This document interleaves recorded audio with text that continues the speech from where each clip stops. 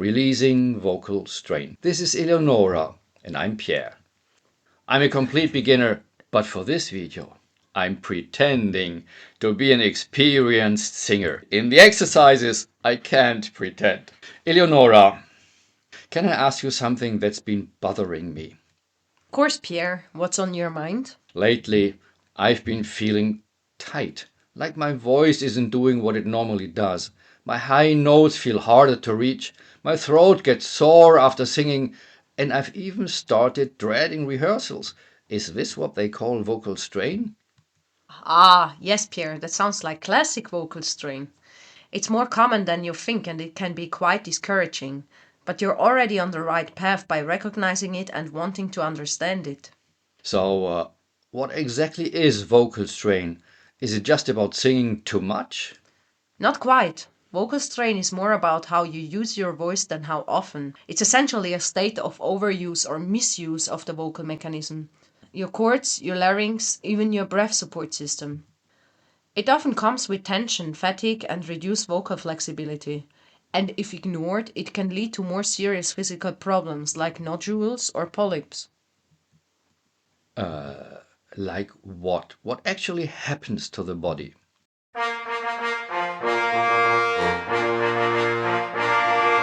Physically, the vocal cords can become inflamed or swollen. You might lose range, especially in the upper register. Your voice might sound hoarse or raspy, or you might feel like you're constantly pushing just to get sound out. Over time, if the misuse continues, it can develop into nodules, polyps, or even hemorrhaging of the cords. That sounds terrifying. I didn't realize it could get that serious, but I've also been feeling kind of down because of it. Is that normal?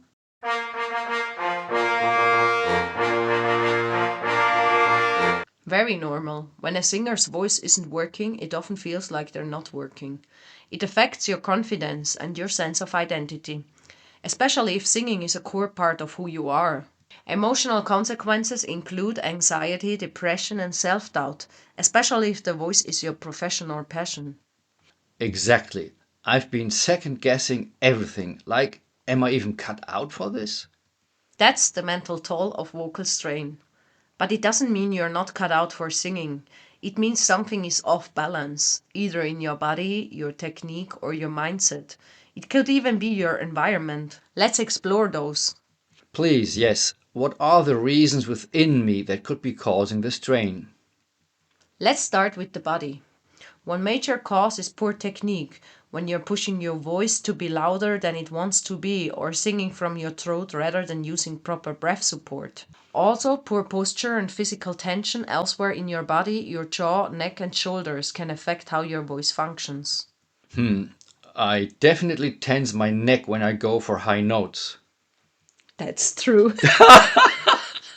And overuse plays a role too. If you're singing long rehearsals or performing frequently without giving your voice time to recover, that's another red flag. Add to that health issues like acid reflux, allergies, or dehydration, and you've got the perfect storm. And mentally? Performance anxiety is a big one. When you're nervous, your body often tightens up, especially around the throat and jaw. Then there's the perfectionism, which leads singers to push themselves too hard. Some singers are so focused on sounding perfect that they override their body's signals. That's definitely me. I feel like I need to prove myself every time I sing. That mindset causes tension before you even open your mouth. And if your identity is heavily tied to your voice, any tiny imperfection can feel like a personal failure. The kind of internal pressure feeds vocal strain.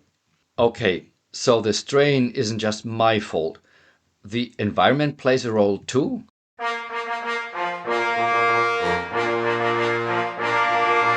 Absolutely. The space you sing in, the people around you, and even the culture of your musical community can all be an influence to your voice. So, let's break that down. Sure, physical environment factors include things like singing in poor acoustic settings where you feel you have to sing louder to hear yourself, or in noisy environments like bars or outdoor festivals. Then there's dry or polluted air or changes in temperature that irritate your cords. Even singing without proper amplification forces you to overexert. I see. I've had to sing in a club where I could barely hear myself. Exactly. That's a strain trigger. Then there's your schedule. Late nights, travel, lack of sleep, or alcohol. All of it reduces your vocal resilience. And mental factors in the environment? Yes, if you're in a high pressure or an unsupportive environment, that psychological tension manifests in your body. Then there's also the musical culture aspect. It pushes aggressive vocal styles without proper training, and you may be attempting to do sounds that are unsustainable. Some singers aren't given the tools or permission to protect their voices. That's a lot to think about. I feel like vocal strain isn't just about the voice, it's about everything. That's exactly the point. Now, as for fixing it, let's talk about the theory behind recovery. Yes, I'd love that. How can I start healing this? Now I leave Eleonora for 6 seconds and talk to you directly. If you're enjoying this so far, don't forget to hit subscribe. It helps the channel and you'll never miss a new video. Back to Eleonora. So my question was, how can I start healing this? First step is awareness. You need to develop an internal sense of how your voice feels when it's free versus when it's strained. Learn to recognize the early warning signs like tightness, fatigue, effort, or pushing. And just as importantly, become aware of your emotional state before and during singing.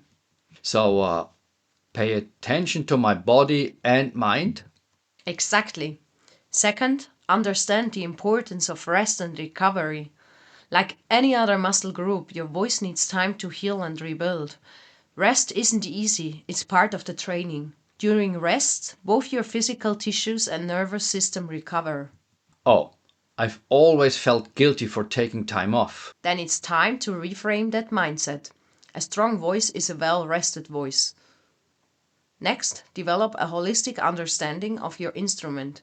Your voice doesn't work in isolation, it's influenced by posture, breath, hydration, and emotion. Or, in other words, your entire body. That makes sense.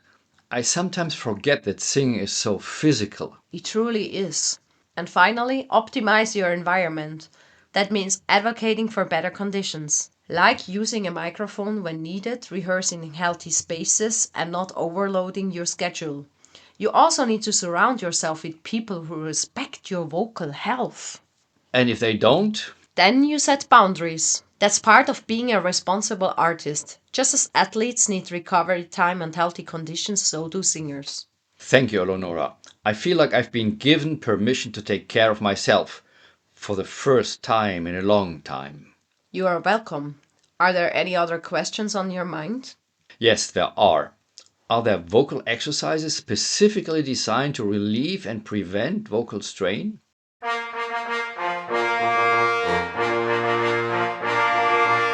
Yes, of course. Let's start with the semi-occluded vocal tract exercise. The what? In other words, the straw phonation. Exercise number 1, straw phonation. Get a straw and place it gently between your lips. Hum through the straw. Do gentle pitch slides like sirens through the straw from low to high and back down. Extend to simple songs like this.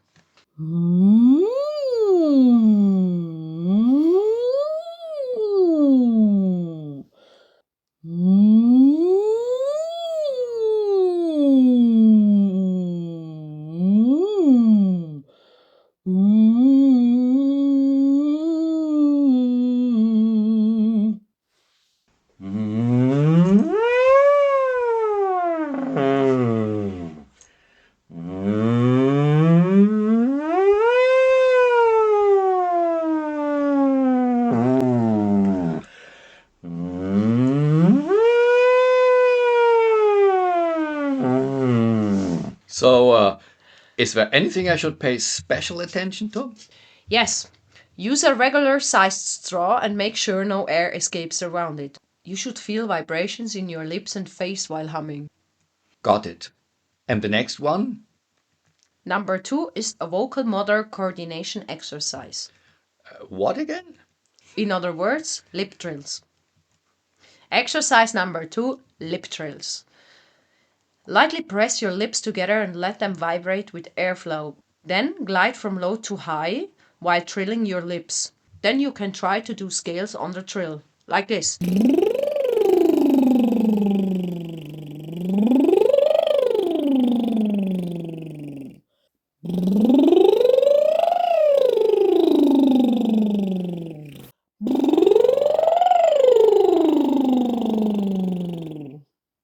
Okay, I try to do it now.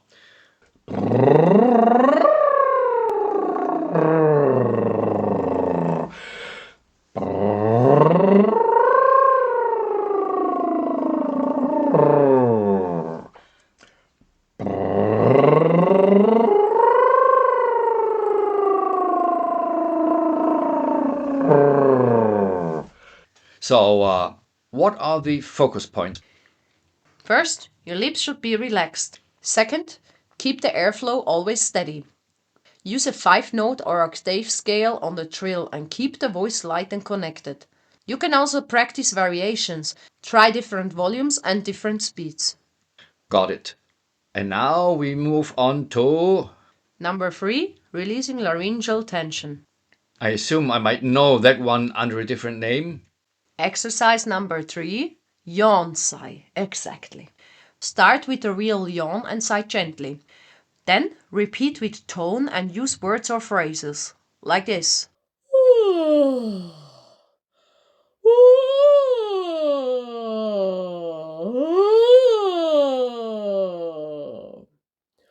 Garden party! Garden party! I'll do it now. Garden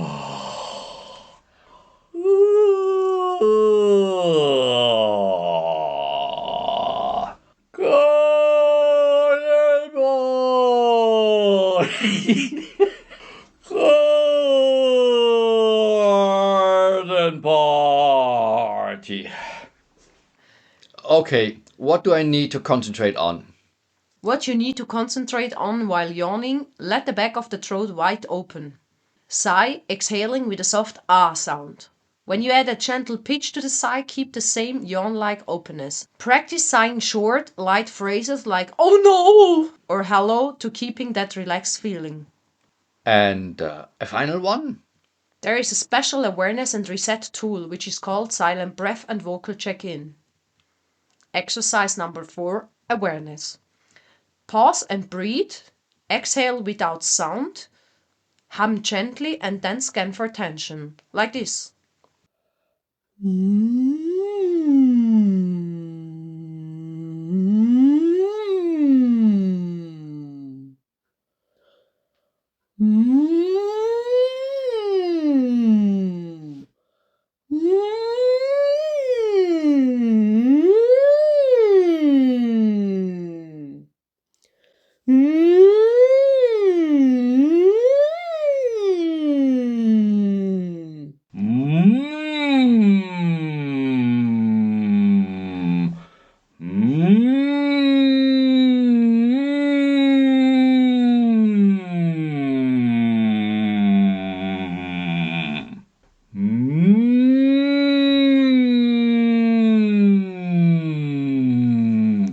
I still need instructions for each step. Here they come. Breathe through the nose, expanding ribs and belly. Release the air gently but without any vocalization. Notice if the humming feels easy and resonant. While scanning, ask yourself, is there effort? Am I holding anywhere? Thank you so much, Eleonora. This is definitely going into my daily routine. Thank you. You're welcome, Pierre. Just keep practicing. Give me just a minute to summarize. Vocal strain is both physical and mental. It is caused by internal habits and external pressures. Fixing it means becoming aware, resting, shifting my mindset, and understanding my body. Finally, improving my environment. Vocal exercises to release vocal strains. There are 4 of them. Number 1, the semi-occluded vocal tract exercise. In other words, straw phonation. Number 2, a vocal motor coordination exercise, in other words, lip trills. Number 3, releasing laryngeal tension, in other words, the yawn sigh exercise. And number 4, the awareness and reset tool, that is the silent breath and vocal check-in. Do you want to sing yourself with real power and soul? Do you want to see how Eleonora nails opera, contemporary music, and songwriting? Then click the link below the video or go directly to superiorsingingcoach.com. That is superiorsingingcoach.com. If you enjoyed this video, don't forget to hit subscribe.